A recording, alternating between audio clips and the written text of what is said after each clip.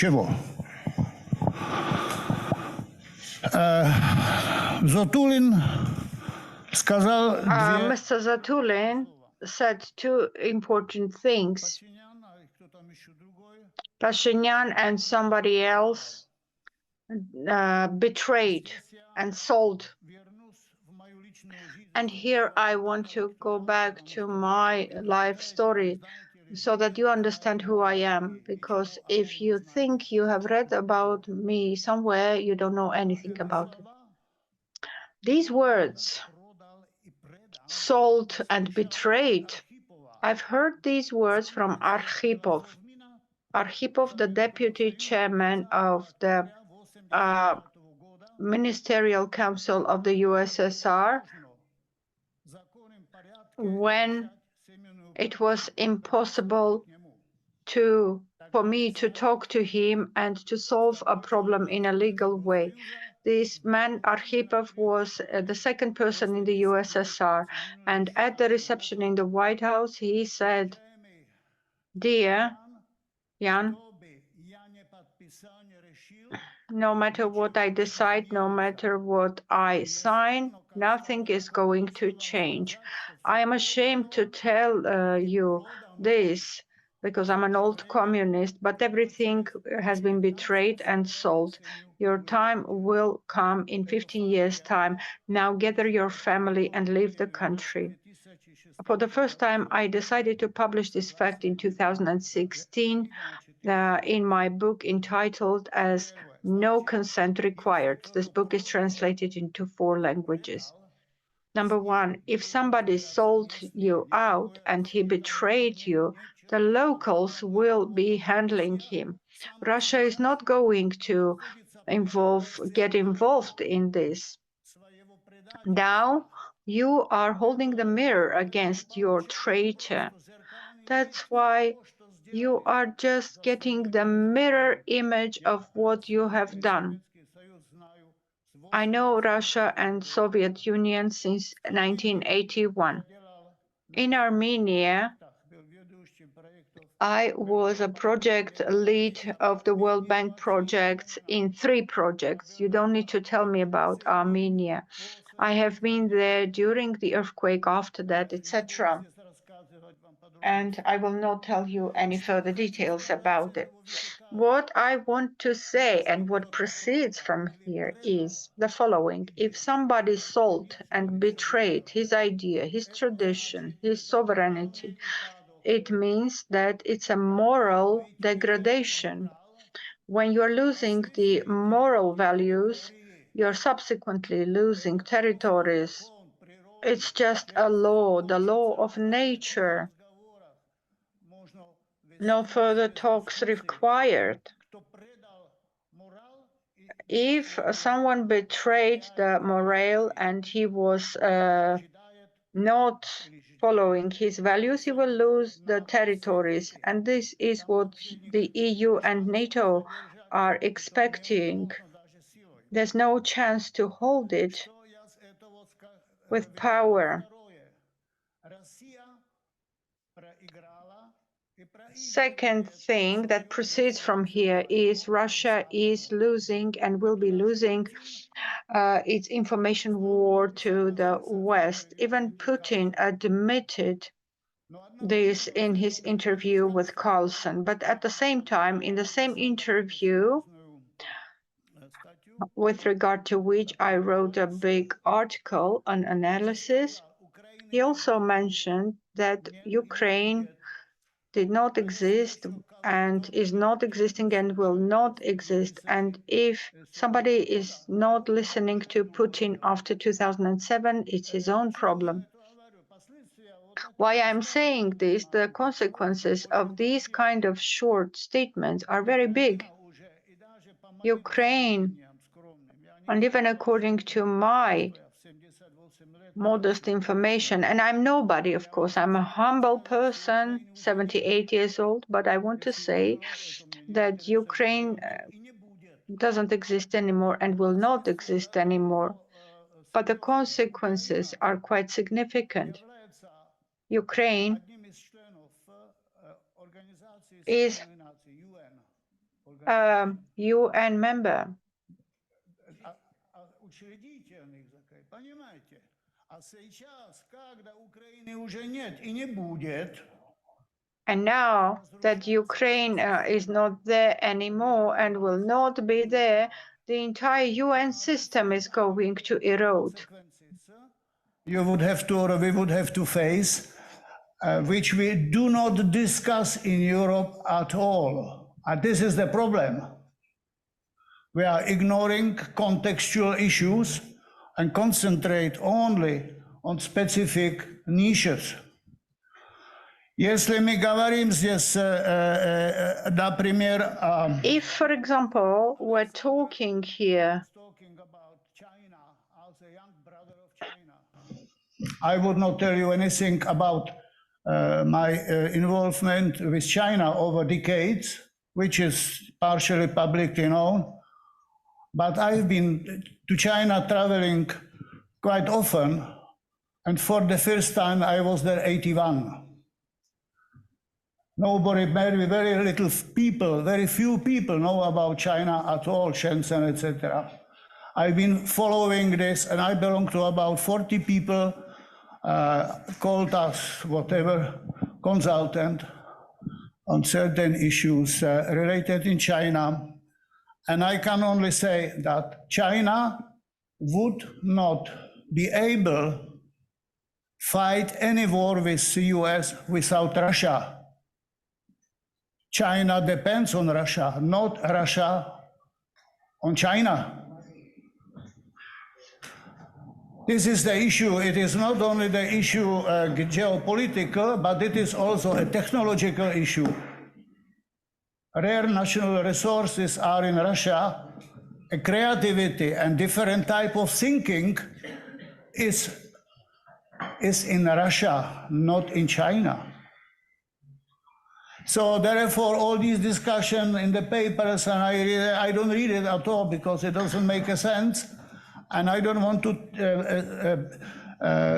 say how good or how bad I am, but I can tell you only, when I was entering into European Commission, I was 5 years there, responsible for the transition of USSR.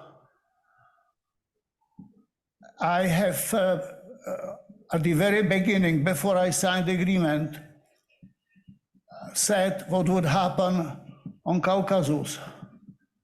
They told me I must be spy. How can I know it? 5 years before, I knew everything what will happen. The similar applies to Ukraine.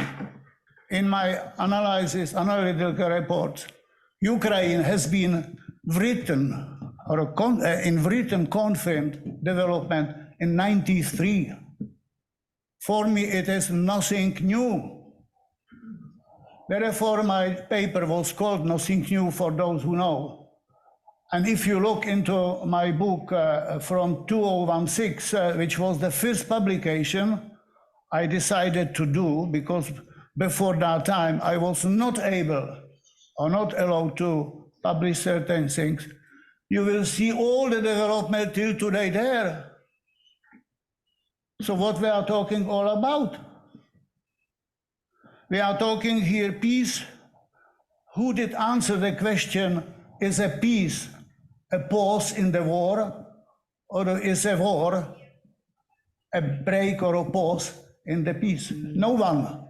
We have Clausewitz, but no one has established a theory how to conduct a peace. We have a theories how to conduct war. Everybody has a fear before this task to consider it and to do it on scientific basis. Also, we have Pax Romana, Pax Sinica, we have a number of possibilities. We are talking about trust. No trust is already here between the West, the Asia and Europe. Believe us or not, I am not here that you believe me. I never been looking for confirmation of my truth. I've been looking to get proven that I do mistakes. And in my past, I was paid for my no and not for yes. That's the very different. We would be able probably witness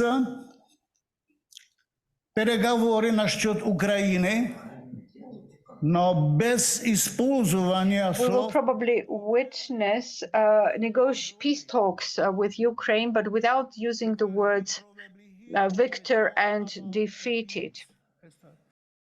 If Michael Hassin was yesterday talking about destruction of infrastructures, etc., this is very important. But before, there was a destruction of moral.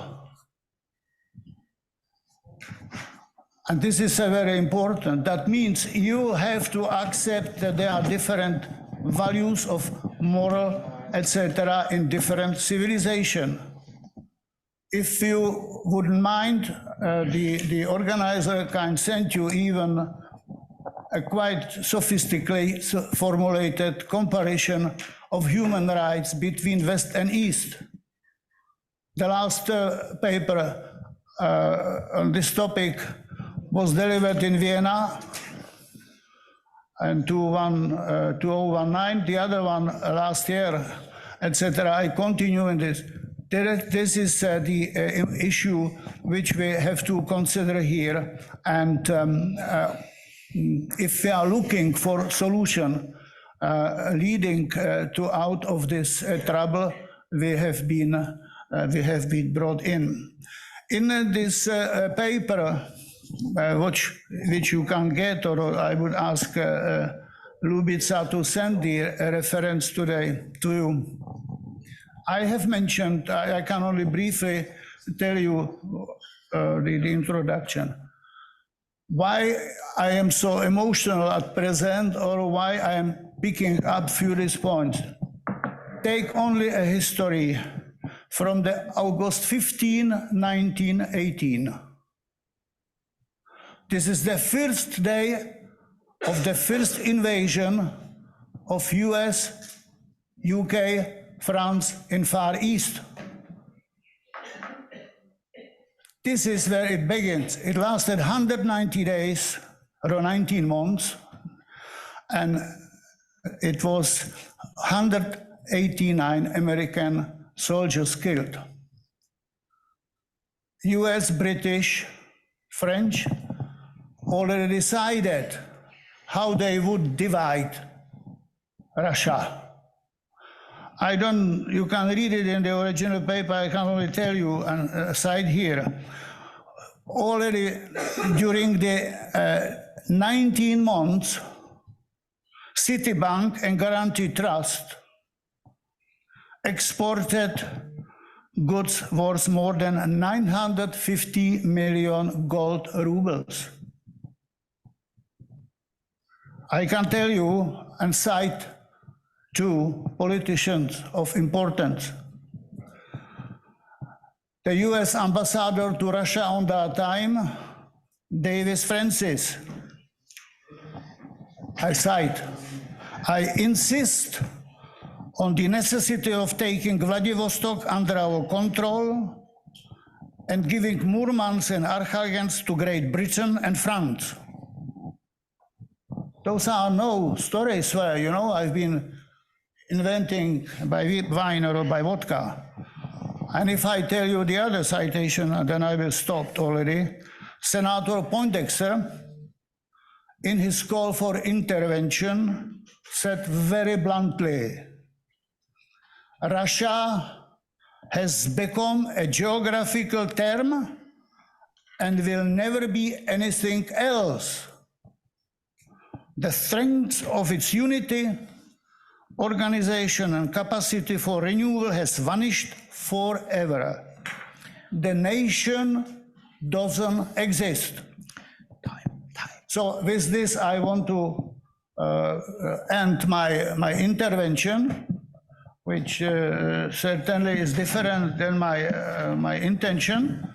And I thank you that you have paid attention to it, at least something you would recall and remember and use it in your future evaluation of the situation in Europe.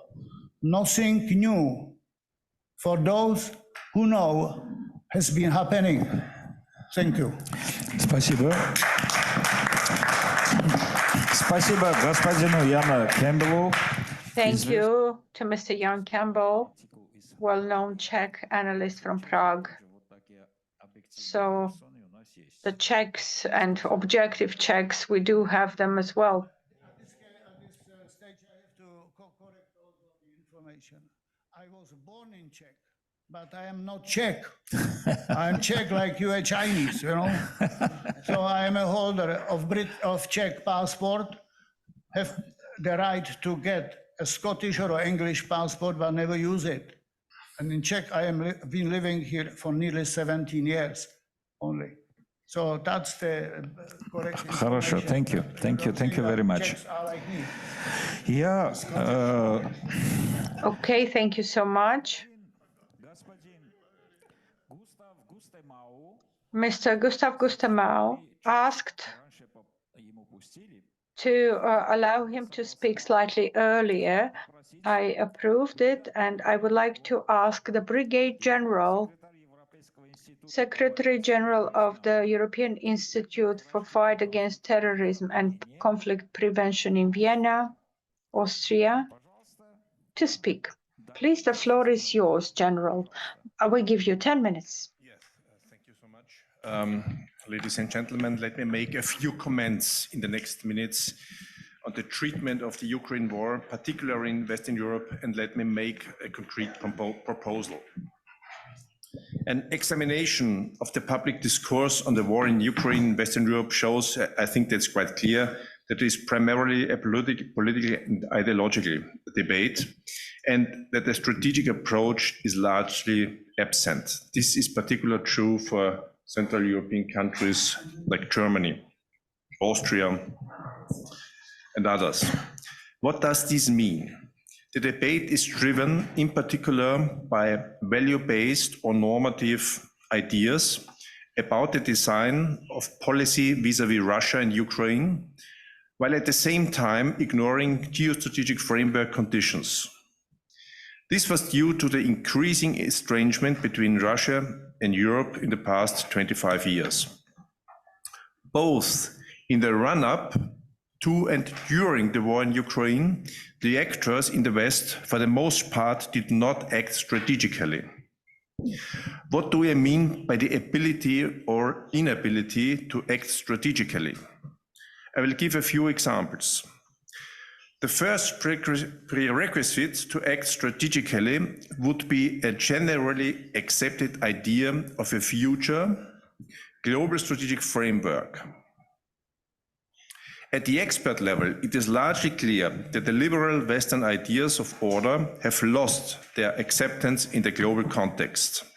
But Western politicians and the mainstream media still assume that Western values are the basis for the international order. However, if one does not have a realistic idea of the emerging international order, it is not possible to define a sustainable role of Europe in it, and thus also not the relationship between Europe and the other powers.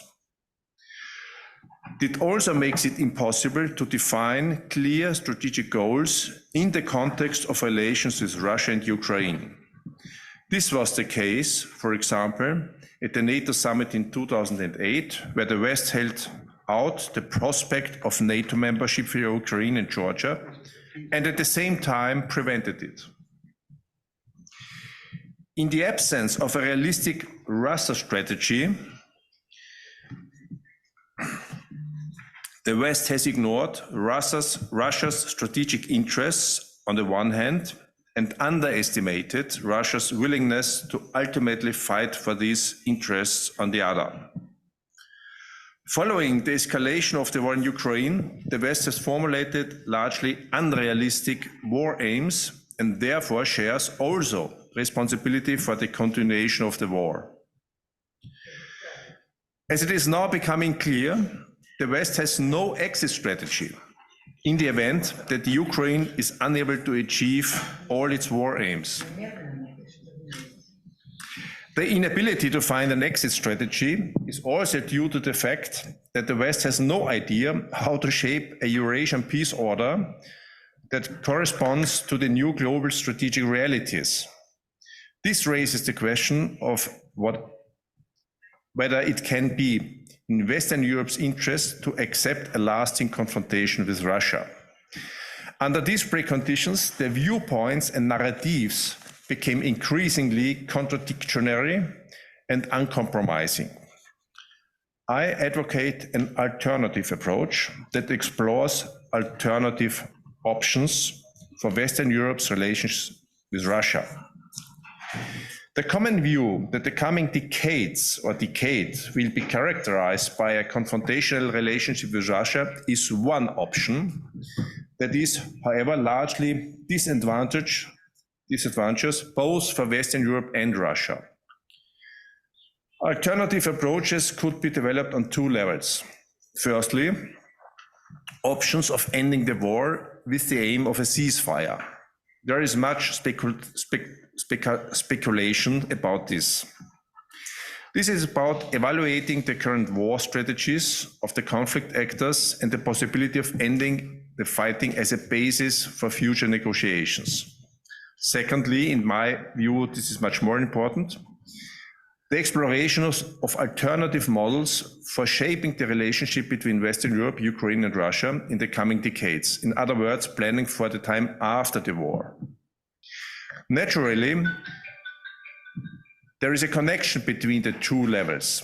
The sooner the West, Russia and Ukraine develop common ideas about a peace order, the sooner a lasting end to the war is conceivable. Of course, it also works the other way around.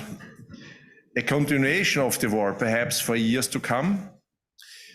Eventually, exhaustion on both sides or the inability of one side to achieve a decisive victory will lead to a ceasefire. This is currently the more likely development, but the consequences for the Eurasian continent would be devastating. So what would be an alternative approach?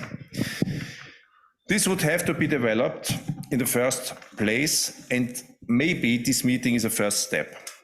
The task would be a joint effort by experts from all actors involved to develop strategic options, plural, strategic options, for the creation of a new peace order. No such efforts are currently observable. The following is crucial. Experts from the Western Europe, Ukraine, Russia and the United States would have to participate in such a project. This is the only way to develop common ideas and strategies. But what are strategies? Strategies, not in the usual sense of the word, but if they are, so to say, real strategies. Strategies provide guidance for performance in the future and or for shaping the future. They have an impact into the future and only achieve sustainable effects there. Such strategies are not actionism to overcome challenges in the present. That is what we are normally doing. Strategies are directed to the future. But if strategies are based on assumptions about the future, we must first know what the future that we want to shape or in which we want to achieve our goals might look like. Future scenarios need to be developed in order to create a common understanding of possible alternative futures. For example, on the topic of Eurasia in the global context 2040 or 2050. This could be the title of a project. The future scenarios are formed from different conceivable manifestations of the decisive variables, the so-called key factors, because who can say how these so-called key factors will behave in 10 years or beyond? Here are some examples of completely open developments. The outcome of the war in the Ukraine and the state of the Ukraine. Nobody knows how it will end. the global strategic constellation in general. Which model of order can be expected? Bipolarity, a pentarchy like Herfried Münkler, one of the leading German intellectuals, is proposing, a multipolarity of much more than 5, or rather anarchic conditions. Nobody knows what's the state of the world in 10 to 15 years. The state and political orientation of the main players, United States, EU, Russia, China, how stable are these players internally, and what is the potential and will to project power? For example, what does the pentarchy means for Eurasia? That is the relationship between Western Europe and Russia in particular. Is it based on cooperation? Or is it a case of coexistence based on minimal rules while generating economic benefits or forgoing them? Do we expect a permanent confrontational division of Europe and, if necessary, war? What is the relevance of liberal Western ideas of order in the world? What is the progress of the energy transition, especially in Europe? How the economic development globally and among the main players looks like, and so on and so on. You see, you have a lot of variables and nobody can know how it will look like. After the creation of these scenarios, development paths and probabilities should be analyzed as to how these alternative futures could develop. I'm going to conclude my presentation. The demand for an early end to the war is currently unrealistic, but the failure to develop alternative development options for the continuation of the war is irresponsible, at least at the expert level. So here my concrete suggestions: appointment of a group of experts from Western Europe, the United States, Ukraine, and Russia. The task is joint development of future scenarios for Eurasia in the context of an emerging new world order. Then consequence analysis, joint evaluation of the scenarios and assessment of the impact on the stakeholders, search for common, desirable, or acceptable futures and development paths, presenting political proposals. I see that it's not very realistic now, but that's what experts should do and not only make comments in the media. Thank you for your attention. Thank you very much. Vielen Dank, Herr General. Огромное спасибо, господин генерал, за ваше выступление. Thank you very much, General, because we have an important colleague from Moscow waiting for us. I would ask Valentina Komleva, Doctor of Sociology, Professor, Deputy Director for Research at the National Research Institute for the Development of Communications from Russia, our important partner, in other words, to make her presentation. So, Madam Komleva, the floor is yours. Good afternoon, dear colleagues. Thank you for giving me the floor. I will try to fit into 10 minutes. I tried to actually shorten my presentation, but please tell me. This morning I have sent you one slide. Did you receive it? And is there a possibility to share it on the screen after some time? Yes, we do. The topic of my discussion is related to the trust to international institutions. I was closely following the discussion that happened after the main presentations, and this morning I was following your speeches, and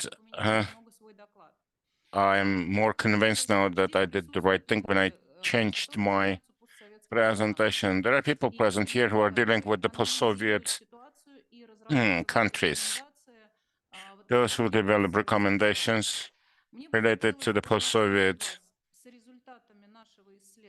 states. I would like to introduce to you our annual survey that we do in the former 16 post-Soviet countries, and we look at the communication regimes. So the conditions and possibilities for communication with Russia in those countries. This is a This is an in-depth survey, which is using 74 indicators with 400 experts participating in this survey in Russia and abroad. We're looking at the speeches by the leaders of the country, strategies, and other things, which is a way of collecting empirical materials. So we're looking in the friendly communication regimes in the post-Soviet countries versus Russia. So if you look at the situation at the end of 2023, 10 countries are friendly, 5 countries are non-friendly countries, and 1 country is relatively friendly or relatively unfriendly country, that's Georgia. This is a country which is for the second year is quibbling between the two. So, and we have a scale from -100 to +100. I would like to draw your attention not to the numbers, but actually to discuss the factors which have an impact on the dynamics of these relations. We don't do this for the rating purposes, but rather to understand the root causes of the changes. One of the most important reasons, this would be interesting for those who deal with the post-Soviet area. One of the reasons is because these countries are not in the area of geopolitical competition, but also geoeconomic competition. So I would like, as during our next meeting, which I believe will happen, we'll discuss not only political and cultural aspects, but also economic interests of the countries and corporations which are present at the post-Soviet area, including UK, Germany, and other countries present here, how they actually influence the dynamic of the relations between post-Soviet countries and Russia. The next one is the change of generation. The political elites, the new, young political elites of the post-Soviet countries have not taken part in the development of the post-Soviet model of relations in the 90s. And this elite does not bear many responsibility for the agreements reached beforehand or earlier.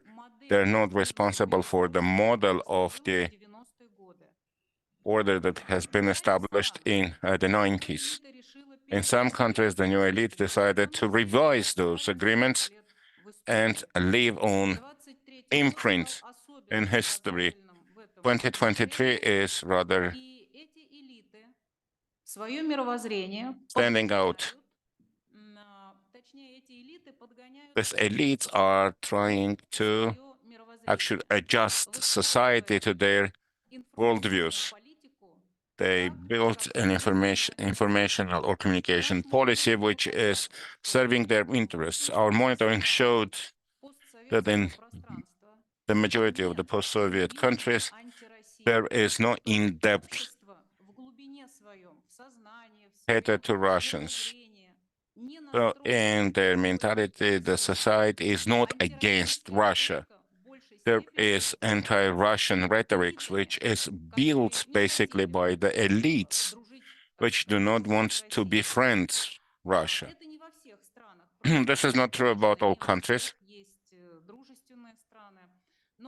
There are also friendly countries, but in the non-friendly countries, this is happening, or unfriendly countries, this is happening. The next factor that influences this is the conflict between cultural and civilizational worlds. The post-Soviet countries are trying to find their own identity. When looking for their sovereignty and identity, they have started with denying the common historical past with Russia. They were digging into their history, but deeper they digged, it was becoming more obvious that they didn't have own statehood, independent statehood. So it was rather Russia Turkey, Persia, in some countries, Arabs. And these countries that I have named are trying to actualize their own historical capital in the post-Soviet countries. As a result, there is a breakdown, cultural and civilizational, which influence the situation in the post-Soviet countries. So despite the cultural friendly or unfriendly political relations, the economy determines relations with Russian Federation. Those relations become more pragmatic, more rational, and 2023 showed that even in the countries which move towards the unfriendly end or are balancing between the two, economy forces them to cooperate with Russia. A classical example is Georgia. Why is it in between? On the one hand, we know that Georgia has no diplomatic relations with Russia. On the other hand, and also we know that Georgia politically, at all political fora, is declaring that they are not supporting Russia. They have anti-Russian rhetorics. At the same time, the trade balance between Russia and Georgia is growing. You have more business missions. There is direct earning, and they're strengthening civil connections, civilian connections, or citizen-to-citizen relations. Economy predetermines the stance, in other words. The other factor is the influence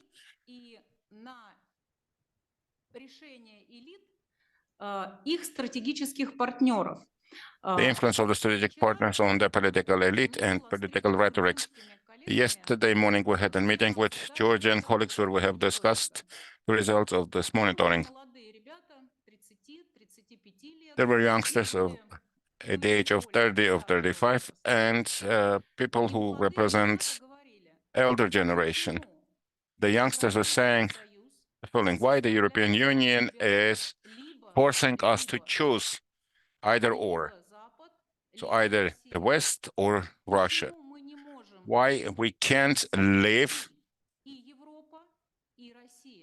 with and European Union and Russia. So among the younger generation of the post-Soviet countries, there is this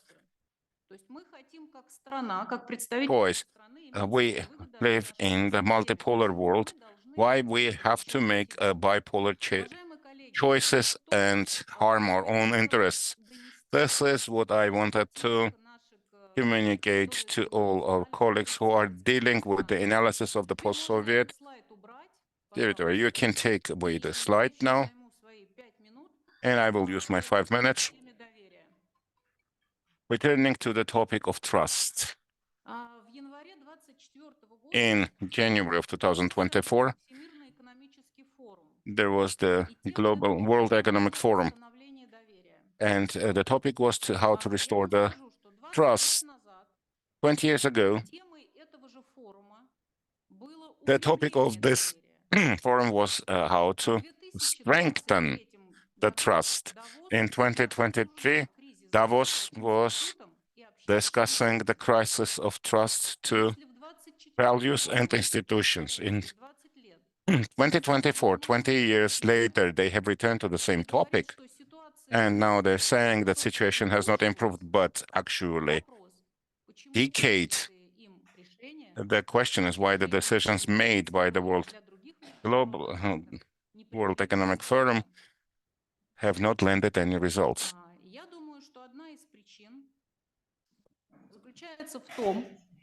One of the reasons is what Jack Sullivan has stated during the same forum. I'm simply quoting him.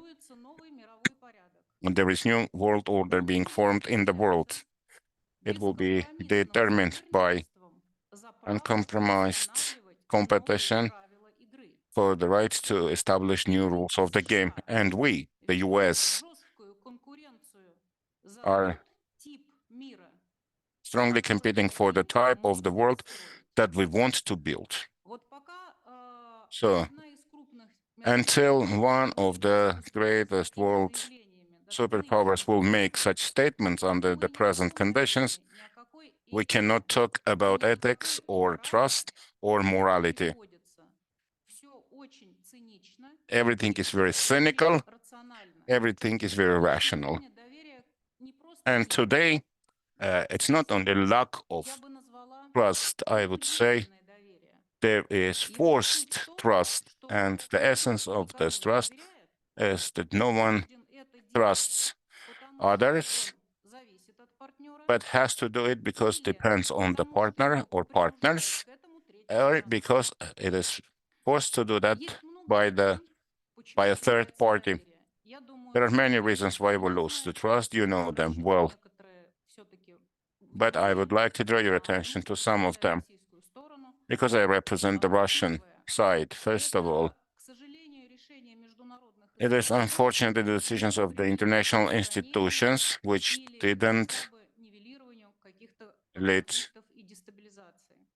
to Международные overcoming институты conflicts and могут бездействовать, destabilization, or at когда least это mitigating очень them. видно на примере International ООН. institutions И become Гутерреш ineffective, which еще is в vivid. прошлом году говорил, что ООН If we look требует at the реформ, а UN, реформ Gutierrez так was и не saying произошло. in Вторая 2018 важная about the need причина. for reform, but reforms never В тех happened. странах, The которые second important претендуют на reason, установление countries мирового which порядка, want и to те, establish которые the world играют order, and ключевые роли countries в which are международных key институтах, in the это, international конечно же, institutions. европейские страны, Those are European countries сегодня and большие the US, of политические course. проблемы, There are с serious которыми internal они не political справляются. problems which they are not И able вот to overcome. согласитесь, So я agree, и вы, you will наверное, probably тоже agree не позвали that бы в дом I and you уборщицу, will у not которой call a хаос janitor у to our себя в квартире. house if Им не there is a решить эти chaos проблемы. in the А home of зачем же that janitor те or страны, cleaning person. которые хотят So why установить the правила countries which want to поведения, если они правила actually set могут out навести на the себя rules сами? of the game Так много в этих or for the договорах world по order теме if they're ООН, not able to так do the много same in their решает own countries? внешнеполитическую We were ситуацию, talking которая about Mr. показывает Macron. He's огромное dealing количество with the протестов внутри страны, foreign которые policy when he совершенно has безобидны. riots inside Вы знаете, что в his own Великобритании country, очень which he's важный not able вопрос, который to еще со времен actually Маргарет Тэтчер solve. And обсуждается. Вы знаете, что from the times of страны Margaret постоянно Thatcher, we испытывают were политические проблемы. И, конечно, когда страны других seeing some смотрят internal и problems. We смотрят have the same in the на то, US. почему When other эти люди countries не look at the могут наладить у situation, себя в стране, are raising the question диктуют if these нам people are not определенные able to solve правила. their problems inside the country, Есть why еще they should важная like проблема. dictate the rules to Это us? новые, There is another problem не as well. проблема, извините, а важный фактор. It's not a problem, but Это rather an новые important растущие factor. экономики, мы о них говорили, New growing которые economies, сегодня определяют мировые тренды. which Те currently страны, которые determine the входят в world G7, trends. так The называемые countries which are большой part of семерки, the уже не G7 определяют мировые are тренды. not Когда у determining них ВВП был 50% мирового ВВП, the new сегодня trends. это At some point, совершенно не it так was важно. 50% of the GDP. Nowadays, there's Второй not большой у меня последний time. фактор– это And the last дискредитация factor западного is the миротворчества. discreditation of the Доверие падает, Western потому peacekeeping. что There западное is less trust. миротворчество It is дискредитировало себя в очень многих странах. decreasing because Цель российского they have discredited миротворчества– themselves in many укрепление countries. государственности, The purpose of Russian консолидацию peacekeeping is мировых-политических to систем. strengthen А цель the statehood. We are миротворчества– not это imposing демократический our транзит. political system on anyone, Демократический while транзит– это открытие the goal of the гражданам Western countries is ценных democratic отношений, transition. It is officially осуществление stated in the демократического documents. транзита, то So есть to нарушение implement democratic демократии права на transition, which территории is страны. И в этом случае interference подконтрольного with Кавказа the development of либерально-демократического a режима. country and Здесь собрались establishment эксперты, of the liberal которые democratic говорят regime. мне You о том, have что experts here. 24 год, And скорее I would всего, like to draw станет your attention годом to the fact that ряда 2024 дестабилизации will в become most странах, probably a year of которые имеют destabilization интересы, в первую in the очередь в двух countries странах. where Почему? the Потому US что has some 24 год– interest. это год масштабных Why? выборов. Because И 2024 я is the обращаю year of внимание, что elections. эксперты Давосского форума уже The заранее, experts at the Davos заранее Forum в январе have 2024 года сказали, что в stated in ряде January стран 24 народ beforehand that будет in many не согласен с countries the people результатами will выборов. disagree with А то, что the они это знают? outcomes of the elections? How do they know that in some countries people will disagree with the outcome of elections, and elections in some countries will lead to smooth transition of the power, and in some countries doubtful results may actually take the trust to the government and to the state. Thank you for your attention, dear colleagues. Thank you, Madam Komleva, for your presentation. I believe it's the time for representative of the European Union to take the floor and say a couple of words from his or her side. How does he or she sees the problem? But unfortunately, we do not have time and we have no such presenter. But there is an issue of the soft power. You have been talking about this as well. Just an example. Before the war in Ukraine, even before 2014, I was visiting Ukraine quite often. There was only Россотрудничество, and it was represented only at a very low level. No other institutions, no discussions with the civil society explaining what Russia is all about. But there were 10 or 20,000 Western organizations which were quite active also in the eastern part of Ukraine. So this is not my information, this is Russian data. Russia should not repeat the same mistake in the Central Asia.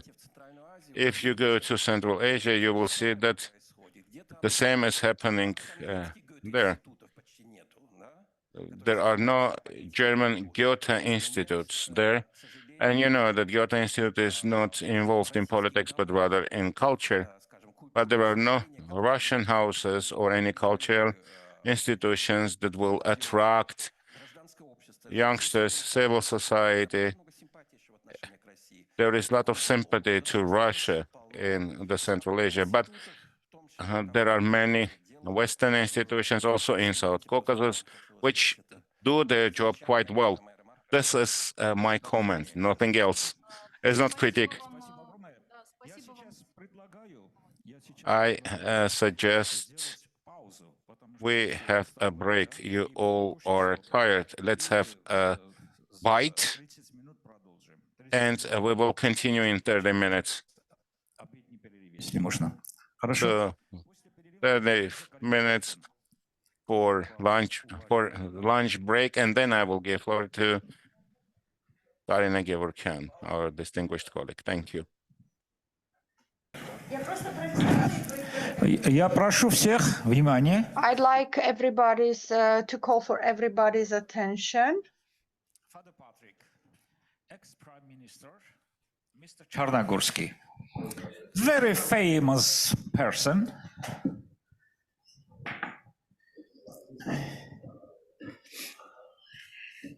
And he have flight now from Moscow after very important meeting with Mr. Lavrov. And later on he maybe tells something us. Хорошо. Я хочу сейчас... All right then. Now I would like to give the floor to Ms. Karina Gevorkyan, member of the Vienna Club, a well-known political scientist in Russia, specialist in Oriental studies, representative of the Forum of Armenian Unions of Europe in Russia, and expert #1 for Iran in Russia. Please, Ms. Gevorkyan, the floor is yours. It is my great pleasure to give you 12 minutes for the presentation. Thank you very much indeed. Yes, thank you for the introduction. I am doing the analysis of processes and events happening in the region from Maghreb to the large Middle East, Greater Middle East, as it is strangely called by the Americans. If you are interested in any questions related to these macro regions, I would be happy to take them. I'd like to share my thoughts with you because it is impossible to study these processes without understanding what is happening in the environment and within the dominant environments. I mean, both the national elites in the West as well as the globalist powers. I'd like to make a few statements and I'll try to be concise. I think we live in the inert scenarios. We live under the influence of old scenarios, and some of us are trying to avoid these changes in the greater world, and others are trying to speed them up.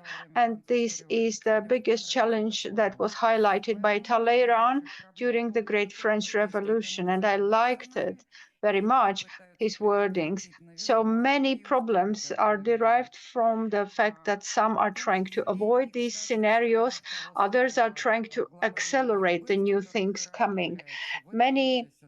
In many countries of the global south as well. Out of them, Iran is a remarkable country, top 10 in its technological progress, and maybe it's in top 5 of the global technically developed countries. At least in nanotechnologies, Iran is ranked number 4 globally. In the city of Shiraz, they manufacture 8 nano micron size of chips already. For the sake of communication, the interlocutors are often relying on the subjective dichotomy between the East and the West. I cannot divide the world into these two cultural realms, with all due respect. And it was first proposed and I would say imposed by Rudyard Kipling, the outstanding British writer, who said, East is East, West is West, and they will never meet. I think this is an intentional decorative dichotomy which rather confuses us and is not leading us to any reconciliation. In propaganda and in diplomacy, I observe the following behavior, and I will allow myself to make this assessment. It's a behavior that reminds me of totalitarian sects. They try to turn us into opposing totalitarian units. This scares me, and I think it doesn't allow us to solve any practical challenge, including the challenges of stopping the bloodshed, murders of children, and terrible pictures that we'd rather stop, but they wouldn't stop and they would most probably multiply and come close to our homes. We're not so safeguarded from these bombs shelling us. At the same time, the role of all institutions are decreasing. Today we were talking about the UNO, but what is more important, the descriptive language itself is challenging. We have wonderful interpreters working at this event, and we are very grateful to them for their work.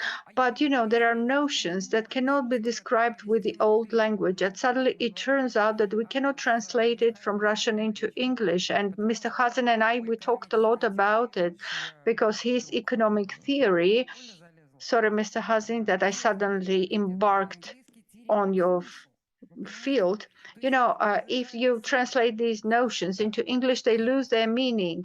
There's no descriptive language. To be more precise, the wording sounds as follows. It is necessary to develop an alternative language in which this theory can be sufficiently conveyed in English language. Since nobody is doing this, they try to describe it in the old language where the relevant notions are simply absent. Moreover, postmodernist notions have taken us away, and I would say have disposed of all the humanitarian notions that existed since antique times. But it doesn't mean that we will not be referring to philosophical pessimism of Arthur Schopenhauer, who defined the world as a will and the world as a representation. He was saying that the true basis of existence is an irrational will. The elements of rationalism are projected on what is happening now. And I fully agree with him. Life in general cannot be described in depletive notions. But the very fact of that we are at this symposium is making me happy, and I am really grateful that Mr. Gregorian is full of energy. He is trying to do the impossible all the time, and he's a very passionate man, I believe. As Vysotsky used to sing, there are very few passionate men and there are even less leaders. In this sense, Mr. Gregorian is a passionate man indeed. And you don't know how hard it is to be passionate. Nevertheless, you are moving forward and you are not stopping. And this symposium, of course, gives a room for the discussion of the most topical issues without anger and subjectivism. A wonderful American theoretician, Russell Ackoff, in his monograph on the transformation and promotion of systems, used to write, by doing the right things in the wrong way, we are drowning in the wrongfulness. If we are making mistakes and are saying we're improving our actions, we are drowning deep in wrongfulness. In 2003, he predicted almost precisely the events that we are now facing. He predicted this development, and he predicted this level of degraded systems, including infrastructural systems in the United States that Mikhail Khazin referred to, the railroads, the utilities, etc. Russell Ackoff foresaw this back then. And thing is, he was an old man. He was not scared to say what he thinks.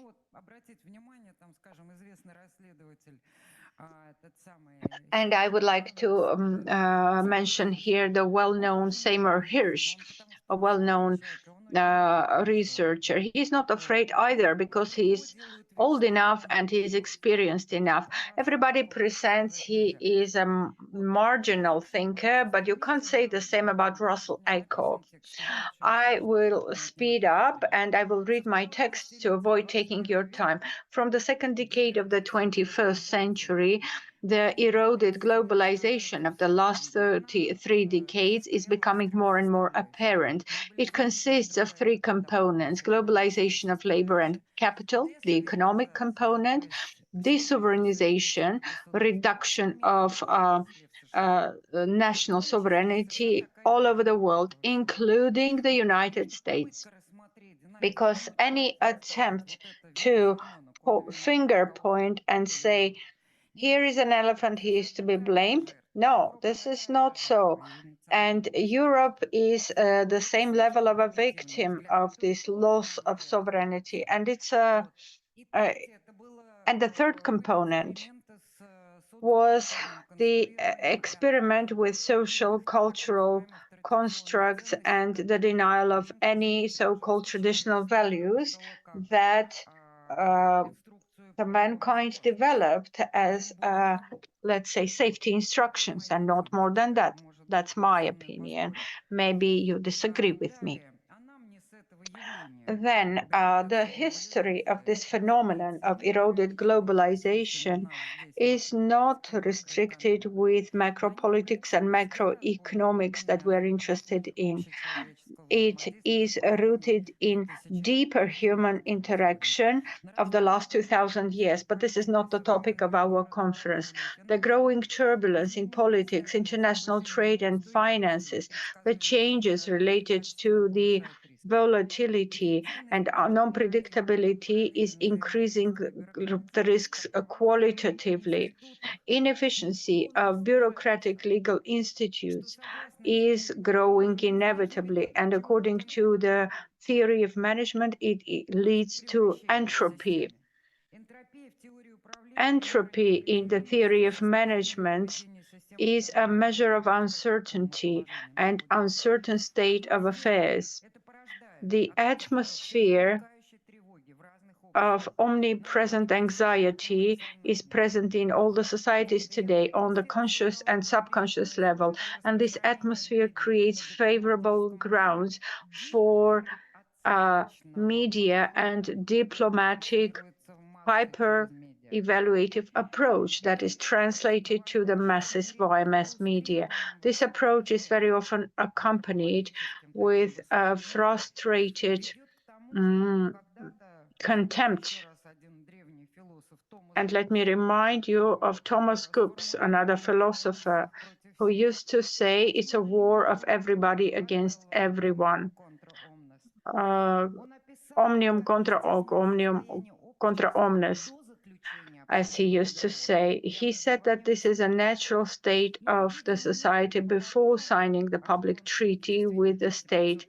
This philosopher lived 500 years ago, but he couldn't even think that this trend will become an important result of an eroded state. He turned out to be true, but it was not impossible to test it empirically back then, and now we're facing it. So you can say this philosopher was a genius.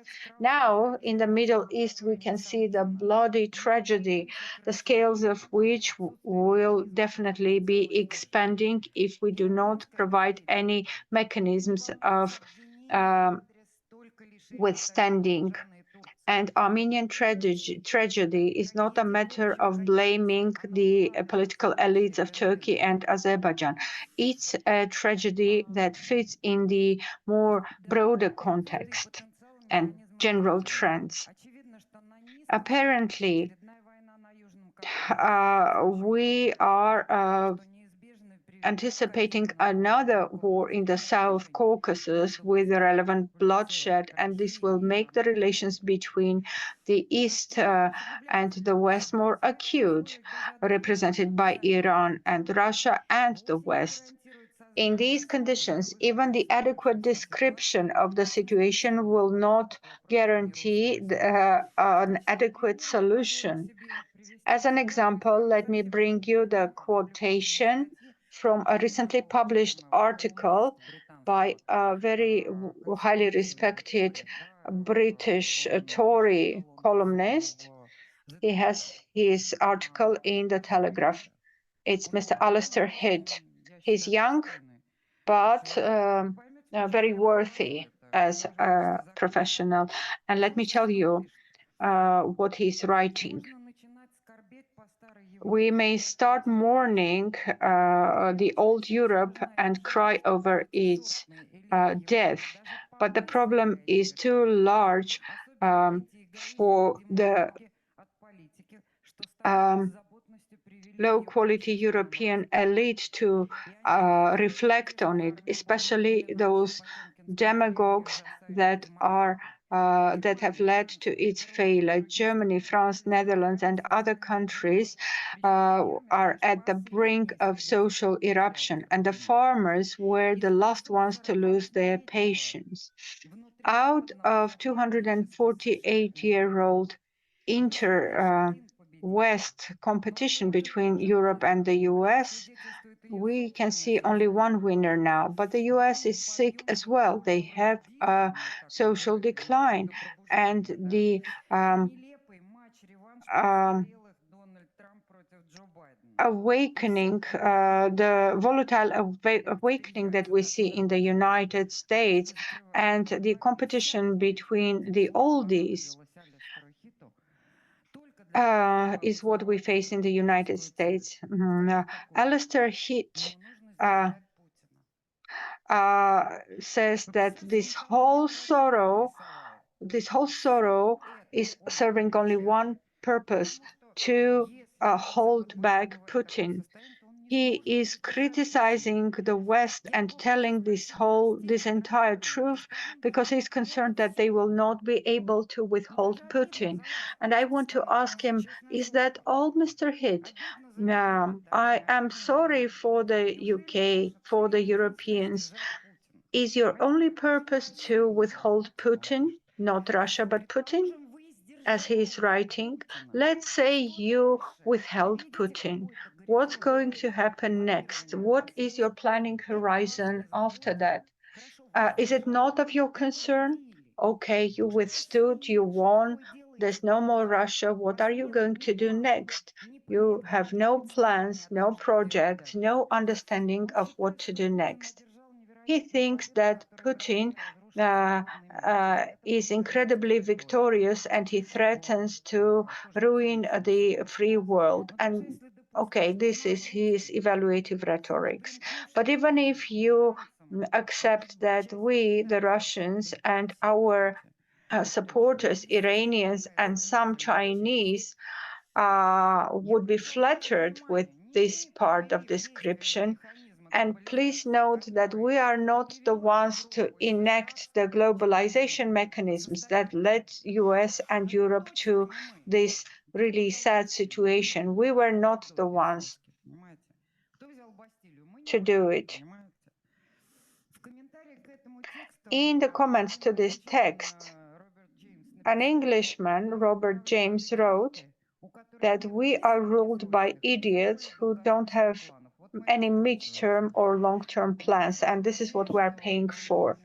But I still believe that the intellectual potential of the West, Russia, and the East will allow us to constructively discuss these kind of long-term plans, and we will be able to highlight the solutions and the ways out from these malignant formats. Thank you for your attention.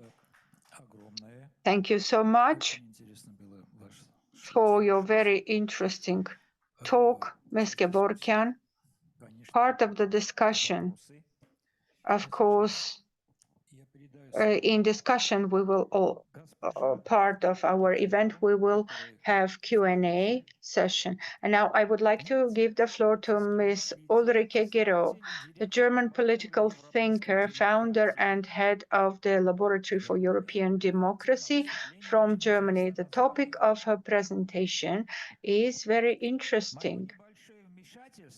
My little intervention on current EU policies, especially towards Ukraine, enlargement and a bigger picture in the realm of the European elections. Please, Ms. Ulrike, the floor is yours. Ms. Gero, the floor is yours.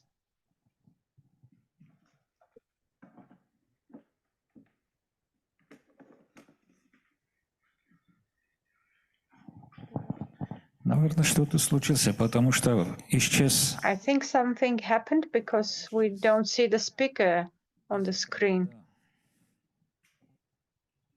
Хорошо. Если техническая проблема у нее, мы можем перейти на дальше, а она пусть готовится. А дальше у нас из Италии политолог. Okay, maybe the speaker has technical problems. Meanwhile, I want to give the floor to our speaker from Italy, Irina Sokolova, a typical Italian name, by the way. The floor is yours, Ms. Sokolova. You know, very often when I come to the airports, they always look in my passport and they say, well, she was born in Odessa, she's Russian. The passport is Italian. In the past, it was a Moldovan passport, and they don't have a clue where I'm coming from. So now that I am ambitious enough to represent Italy, I would like to give you some words in Italian. Il discorso del conflitto tra Russia e Inghilterra è legato a quadro geopolitico più complesso. Есть переводы как-нибудь? На итальянском. На итальянском, думаете, откуда приехал итальянский перевод? Нет перевода. Я же передала перевод, нет? Есть же перевод. У меня просто сейчас... Ирина, у нас же два языка, английский и русский. Есть переводы на английском и на русском, я передала. Да, но вы хотите по-итальянски выступать, а они как будут это читать? Если они итальянский... На русском. Ну хорошо, просто я уже переводы свои раздала, буду читать с телефона тогда. Хорошо, это тоже технически немножко тогда получится... Госпожа Ульрике появилась госпожа Ульрике, тогда вы подготовьте вашу... Now we have Miss Ulrike, and she will prepare, please prepare your presentation, Miss Sokolova. Куда? Miss Ulrike, are you Yeah. with us? Yes, please? I'm with you, and I'm very sorry because Языком first, beginnen. yeah, first, I'm totally delighted to be with you, but and I'm very thankful to be with you because it has been scheduled somehow lately that I come in at this point. I'm actually in Paris. There's a sort of noisy environment, and there is not a very good internet connection. So I apologize for the inconvenience that this may present. But beyond this, many greetings from Paris to Bratislava. I'm honored to be a guest of your conference, and I have been asked to speak a couple of words, something like 10, 15 minutes about current EU topics, especially with view on Ukraine. It's interesting that I landed in Paris yesterday when the news came up that Macron would support troops, NATO troops in Ukraine, which then has been played down, but it's very interesting that this initiative now comes from France. But I want to start differently. I would like to give up a brief overview about sort of the EU system as it stands in the months before the elections, and then forecast a little bit more on Ukraine. You may know that we have European elections forthcoming on the 9th of June. I think these elections will take place in a very, say, unhealthy environment. Obviously, there is what you call normally in political science populist forces, meaning AfD, FPÖ, Marine Le Pen, which are supposed to have something like 30, perhaps 40% of votes in some of the regions in Germany, in Austria, or in France. So there is a huge sort of fear of the political system to have what they call a blue wave. And the European elections, I think, will be a very interesting measure for what is going on in terms of populist resentment or populist reactions in the EU member countries. As you know, many EU countries are facing sharp discussions about leaving the European Union, like following Brexit. We have discussions about Brexit in Germany. There are Nexit discussions in the Netherlands. There are Frexit discussions in France, Exit in Austria, and so on and so forth. So there's a real tough discussion about leaving the European Union and following the British example. This, let's put it aside, because anyway, leaving the European Union is not as easy as, for instance, the United Kingdom, if you are also member of the euro, because for Germany, Brexit, for instance, is another cup of tea.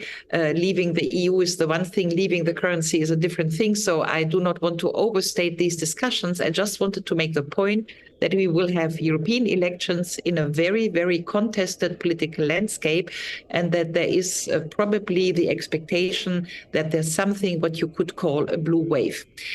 The other interesting thing in Brussels is that we are now under Belgian presidency, and the Belgian presidency is has no real agenda, I mean, you know that these agendas, which are rotation agendas every 6 months, are normally agendas to push all the heavy dossiers like climate, like digitalization, and so on and so forth.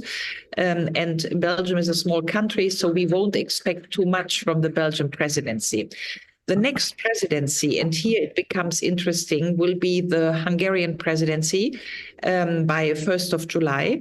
And so after the European Parliament election, we will shift into Hungarian presidency. And as you may imagine, this poses problem to the EU system, which is in its reflection thinking that Orban or the Fidesz party or that Hungary in general is basically boycotting the EU system and is eroding its legal standards and so on and so forth. So I do not want to put a value here on Orban and on what the Hungarian government does. That's not the point. The point is in terms of interpretation, and I was in Brussels last Thursday, is that the whole EU system is in a reflection of how to sort of bypass the Hungarian EU presidency, because obviously in the eyes of Brussels, the Hungarian presidency is a problem and not just a presidency. So we will face troubled time in the EU system because we will see the new commission that should be elected by November in the midst of the Hungarian presidency, in the midst probably of an ongoing Ukrainian-Russian war, with Hungary being one of the only country that has expressed against armament for Ukraine and so on and so forth. So there will be political cleavages between the presidency, Hungary, and the rest of the European system in the second half of the year, and one will need to follow closely how the system will work this out. What I also would like to give you is that it's very interesting in terms of say what is the sort of the power of these European elections. It's in a way, you could argue that these elections are basically what you could call a simulation of democracy. I mean, anyway, the European system is what it is. It's a huge lack of democratic governance. I mean, all this has been analyzed, the trilogy of the system, the Council with the Commission and the Parliament. So anyway, there's huge problems of democracy in the EU system as it stands. But in addition, and this is important, it seems as if it is sort of decided that Mrs. von der Leyen will be the next president of the European Commission. She has been mandated by the CDU in Germany. It seems to be sort of set and fixed that she will be elected by the European Parliament if the European People's Party comes out as a first party, which is likely to happen. And the interesting thing in details is that Mrs. von der Leyen will not appear on any of the election posts in Germany. Yeah, so in none of the constituencies you will be able to give your vote for Mrs. von der Leyen, but still she will be Spitzenkandidatin, and it seems as if Brussels is already decided that the Parliament will get her the second mandate of the European Commission after elections. So in a way, these European elections are, say, a simulation. They are also a problem because if you just measure Mrs. von der Leyen against what she has been telling people after her last election in July 2019, so the last mandate, we need to remember that Mrs. von der Leyen basically started her presidency in telling that she wants to improve European democracy, that she wants to give citizens a voice, that she wants to do citizens' assemblies. And she finally did, I don't know whether you noticed this, but she did a huge conference called a Conference on the Future of the European Union. And in this conference, there were 300,000 European citizens who were gathered to talk about the future of the European Union. There were a couple of citizens' assemblies in Venice and in Dublin and in other towns. And as a result, there were 49 proposals from European citizens that needed to be brought into the European agenda. And this has been presented by this conference in May 22nd, so sort of more than a year ago. And it's interesting that the results of this huge conference on the future of Europe have been totally wiped away from the table. It is that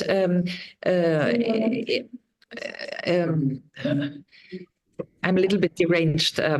So the results have been wiped off the table. And the problem now is whether the European Council has any idea to bring these citizens' proposals back to the official agenda. Until last October, it seems as if the European system had the idea to launch a convention about the future of Europe. So after the elections, you wanted to have a convention with a big reform package because there is all these enlargement questions, Ukraine, Turkey, Balkan countries. And so you need to deepen the system or to integrate it more, because if we are taking other candidates and we are enlarging to 35 countries or so, the system must be fixed. And so there was the idea that we should launch a huge European convention by January 25. The problem is that the Council now torpedoed the whole thing, and that very likely this convention is not going to see daylight. So the convention will not take place, which also means that the citizens' proposals, which I mentioned, will not be integrated into the system. In terms of, if you look at it from a perspective of political scientists, you feel like there is a complete erosion of democracy rules within the European Union system because the conference of the future of Europe were basically senseless if you don't integrate the 49 demands of the citizens into the system. All this to say that I feel that the next presidency that Mrs. von der Leyen is going to engage is already fixed. The convention will probably not take place. The citizens' conclusions will probably be ignored. And what it means is that most of the things that we will see in the next 5 years of the EU system is already basically signed off. With respect to Ukraine, it means that all the guarantees that the European member states are sort of paying for Ukraine and reconstruction and all this for 10 years, and that there are the treaties, the very fact that the EU countries will accompany Ukraine getting it into the European Union, but also accompanying the reconstruction. These treaties are already signed. If I'm not mistaken, the European Council basically subscribed for an aid of 380 billion euros for Ukraine, out of which 80 billion only for Ukrainian agricultures. So there's a huge money sort of transfer to Ukraine, which is already basically laid out. What I want to say is that whoever runs Brussels in the next 5 years, be it Mrs. von der Leyen, probably she will be it, but whoever will be running Brussels in the next 5 years can no longer change a thing of what is already basically signed. So the enlargement deals, the reconstruction deals, the money transfer, all this has already been done in the December Council. And even though if the Hungarian presidency would have liked to change something, this is already basically on the timeline. So in this respect, one may argue that the European election, more than before, are sort of a democratic simulation or a fake, because the agenda, again, I repeat, that Mrs. von der Leyen has set out is basically already agreed.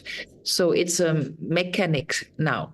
And this is very sad for somebody like me. I'm coming from Western Germany. I'm coming from, I worked for Jacques Delors.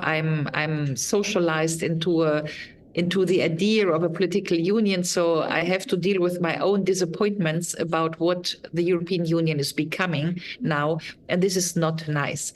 In addition to this, obviously, we see all these, say, authoritarian spins in the EU governance, out of which the European Digital Service Act, which is mind control and digital control. We see a move towards the digital currency, which I think will take place in 2 years. And the digital control mechanism are combined with the digital currency mechanism. So there is that agenda which is rolled out. And in my perspective, this is a very problematic agenda.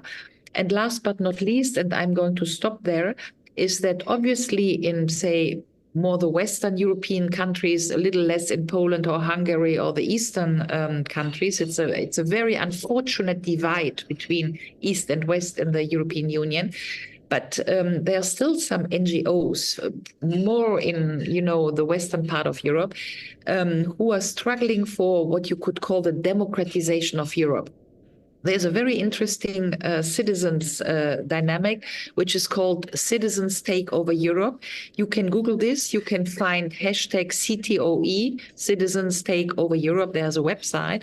And what they want to do is obviously to have citizens' assemblies, democratize the system, have participatory democracy and all of these things.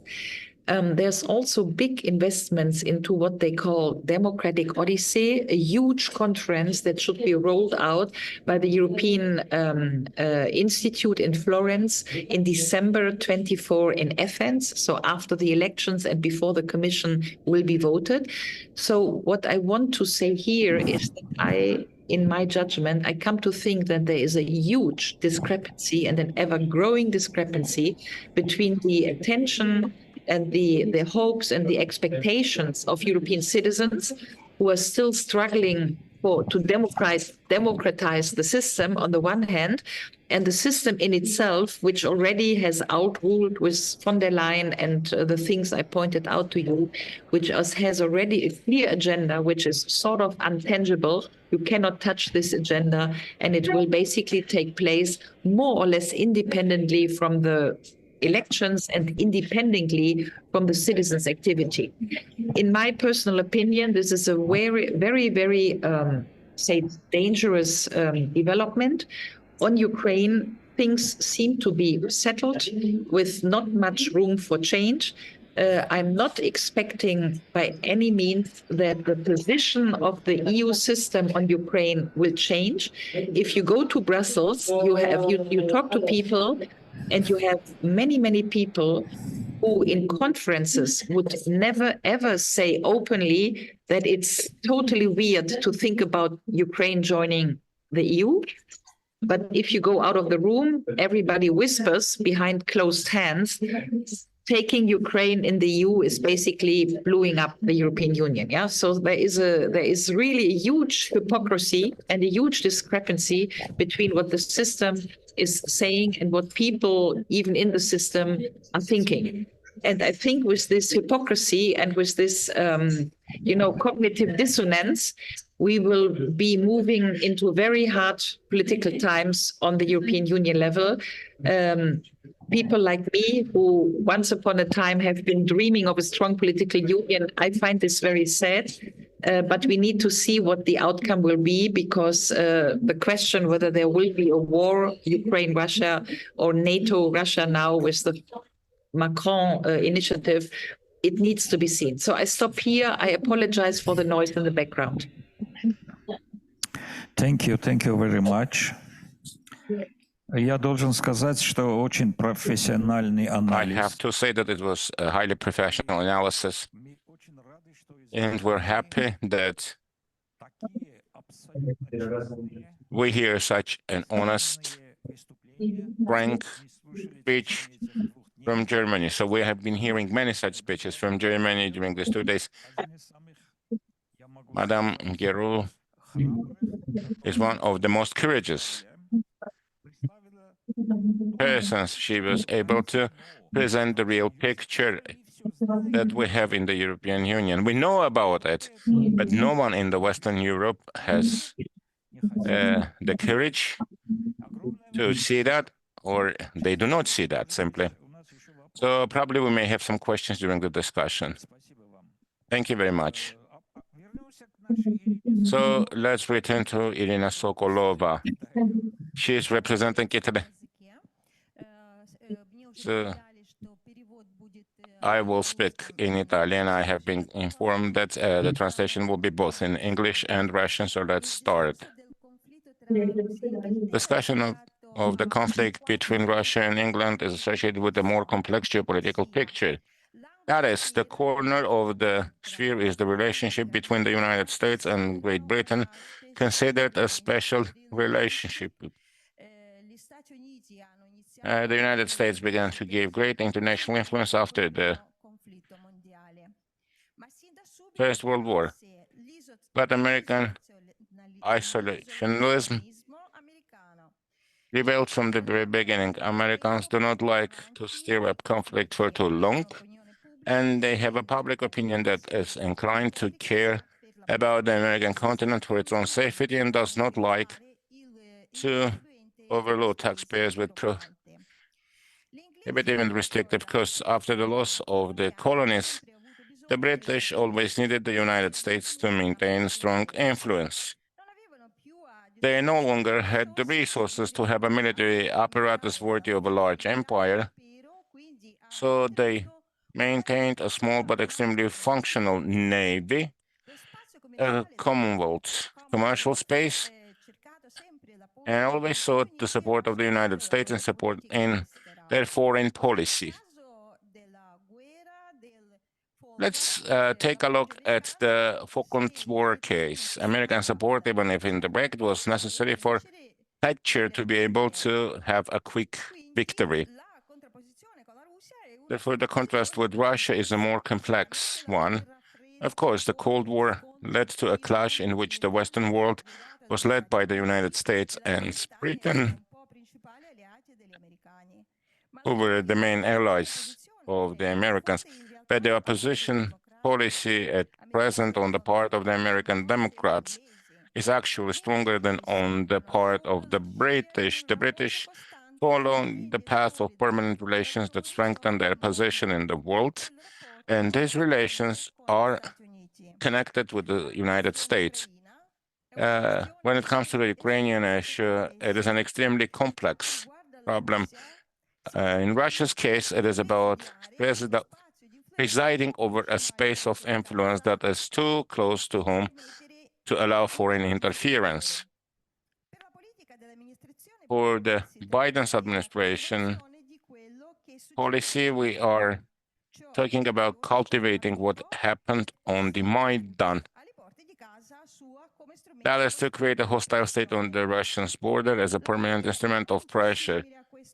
Korea is very similar to this context. So we think that if Korea had fallen into the Western hands in the 1950s, it would have been like a gun pointed at the communist world. That is why there was a division into the two states, and in fact, the British support American policies because they constantly need the support of American policies. This is what can be defined as a special relationship, even when American politics is not particularly popular in Britain. The British try to join it, proving that they are the most zealous ally of the United States. In return, they receive a special relationship with American support when they need it the most. Tony Blair was forced to support the wars in Iraq and Afghanistan, although his electorate was in great revolt. They opposed this idea. If the privileged relationship with the United States were lost, England would be in a weak position. Thus, much of the support and hostility toward Russia stems from the prejudices associated with the country's history of opposing the Soviet Union, but it also stems from a desire to support American allies. If the future American administration were warmer to Putin, the UK would immediately become just as warm. There are profound historical differences between the Russian Empire and British Empire. The latter is a thalassocracy. That is, it enjoys freedom, the openness of the sea. There are no limits to the will to power, if any limits at all can be moved by imperialist exploration and occupation. The Russian Empire, on the other hand, is historically a tellurocracy. That is an earthly empire. It considers its borders important, claims the ability to change the borders of surrounding countries in order to protect its living space. These are two completely different ways of thinking. Surely Russia has its own fleet.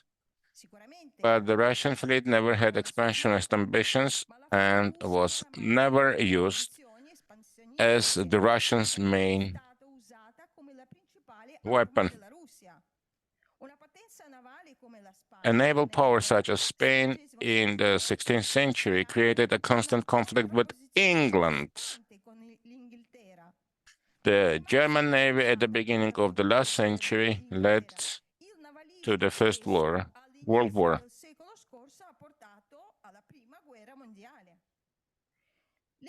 Powers that base their power on the sea look with suspicion primarily at the other powers that claim dominance over the seas and routes. It is not difficult for me to say that the mentality of Russians and Chinese are very different. The Russians want to protect the Orthodox space of the Slavic nations. They protect their historical zone of influence, but do not pursue any expansionist goals in the world. They are much more closed from this point of view. The Russians are simply interested in protecting their home. It is important that hostile forces do not have this approach.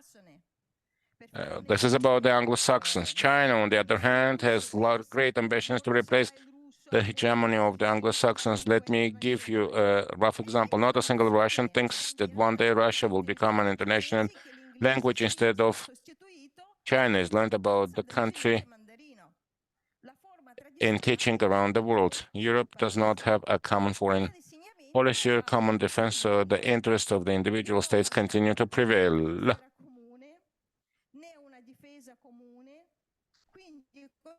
One of the main reasons for the birth of European community was the creation of a common market. Europe was born bad because it never thought about foreign policy and common defense, but always thought about creating a large trading area and common currency. England is not interested in this because it supports the empire, albeit with soft power, through the large commercial space of the Commonwealth, which is the only market convenient for the British.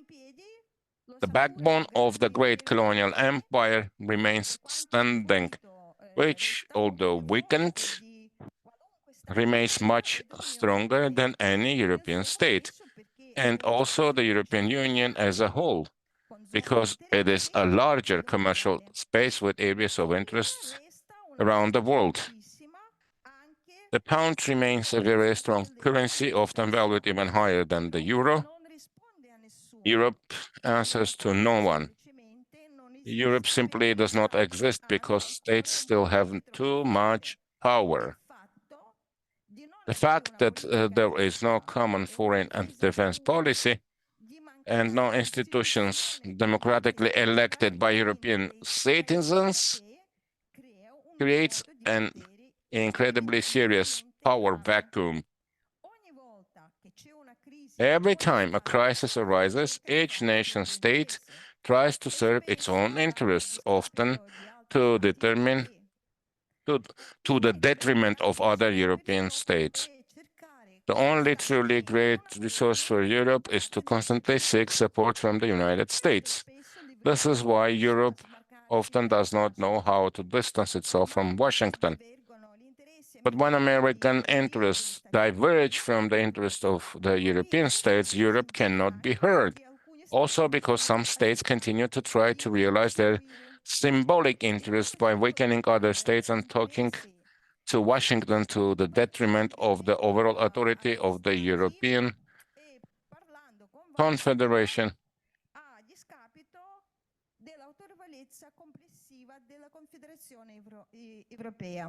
What could improve relations between Britain and Russia is the fact that Russia is not by nature a naval power. Russia is not building a giant fleet to support its commercial fleet. Russia is not looking for ports in warm oceans and seas. The Chinese Silk Road is an attempt to create a greater China, especially in trade, and Russia has never done anything like that. The British were always afraid that Russia would be able to conquer the Warm Sea. But already the defeat against the Japanese in 1905 shows that 2 centuries of attempts to make Russia a naval power on the part of the Tsars always failed. Churchill himself was amazed that Russia was not trying to build ports in the southern seas. The great English trading empire rests on a large fleet and on the commercial power of English ships. Russia does not explore this opportunity. On this grounds, we can talk about the possibility of dialogue in the future,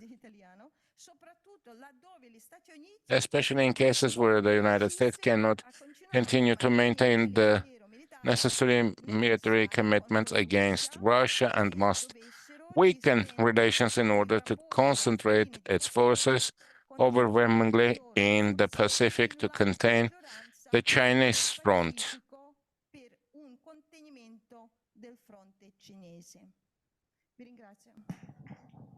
Thank you very much. Thank you, dear Irina. Another speech, which is quite valuable,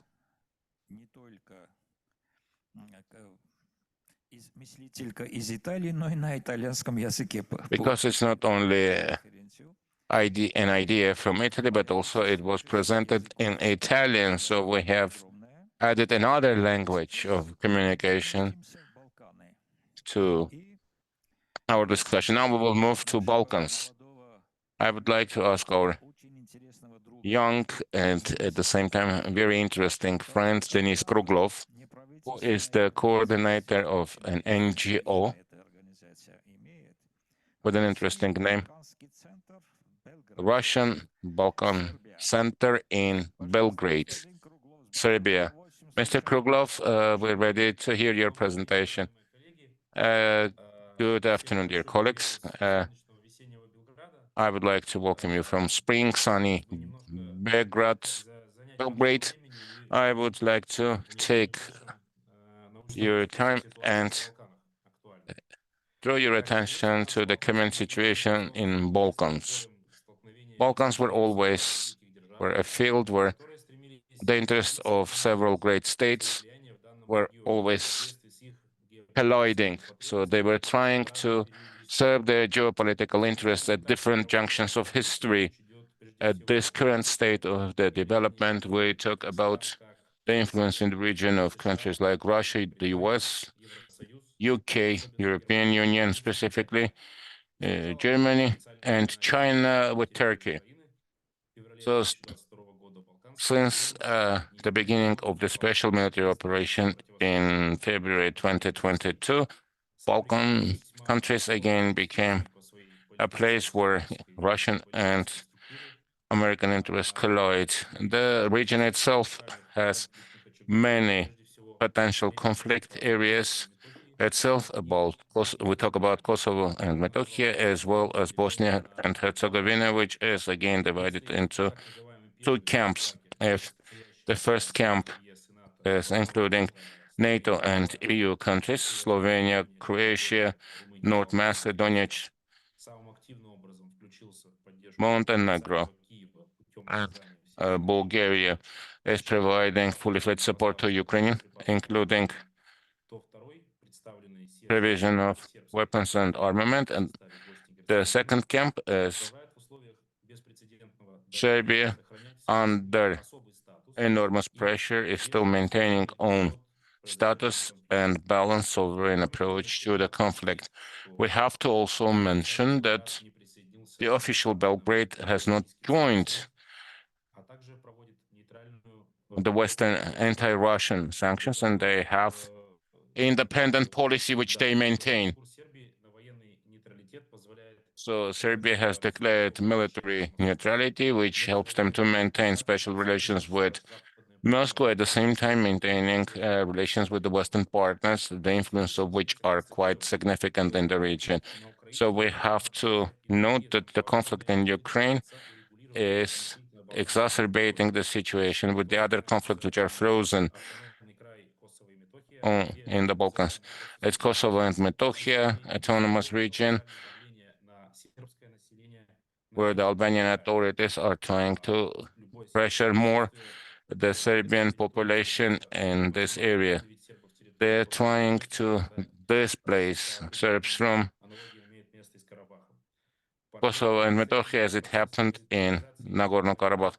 There is also militarization and formation of the Kosovo security forces, which is a gross violation of the international law and the UN Security Council resolution of 1244. So they want to have a full cessation from Serbia, and they're supported by the Western countries and Turkey. Turkey is actually sponsoring the training and formation of the security forces. So by 2027, so-called Kosovo Republic may ignite a large-scale conflict.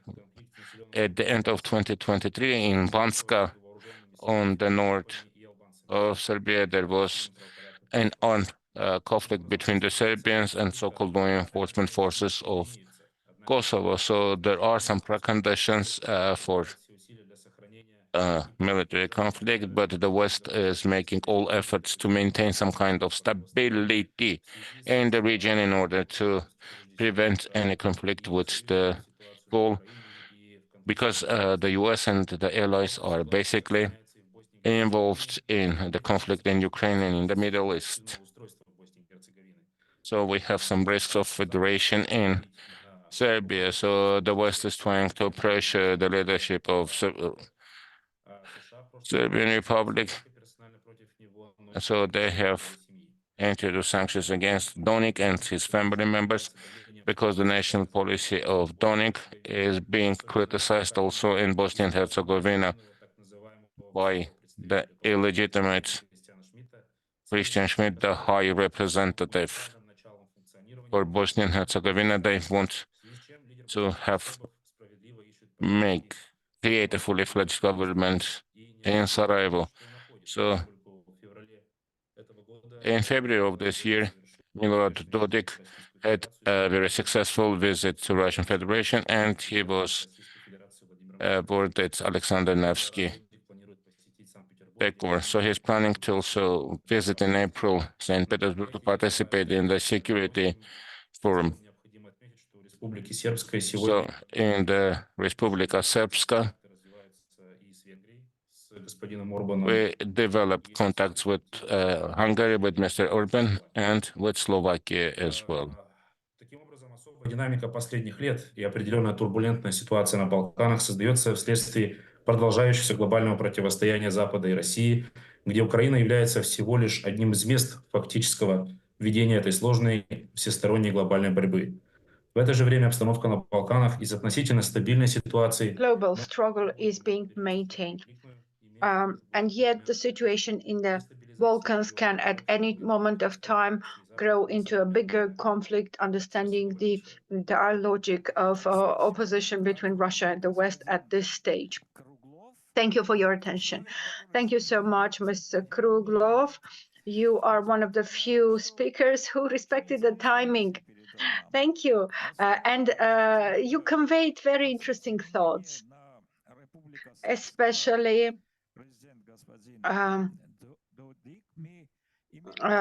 President Dodik of the Srpska Republic, myself and Jan Čarnogorski, we had a chance of visiting Belgrade in December,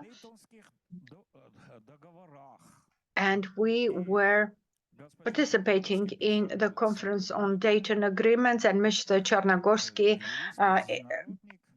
as an international lawyer, He presented his opinion there, and as it was defined at the conference, the Dayton Agreement is probably the best out of the worst, or the least of all the evils. But to disrespect these agreements would lead to a failure of the Srpska Republic.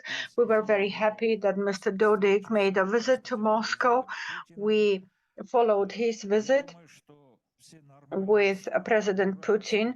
I think all the normal countries of the world, especially the European ones, should support the ideas similar to the ones Srpska Republika has. Thank you very much again, Mr. Kruglov.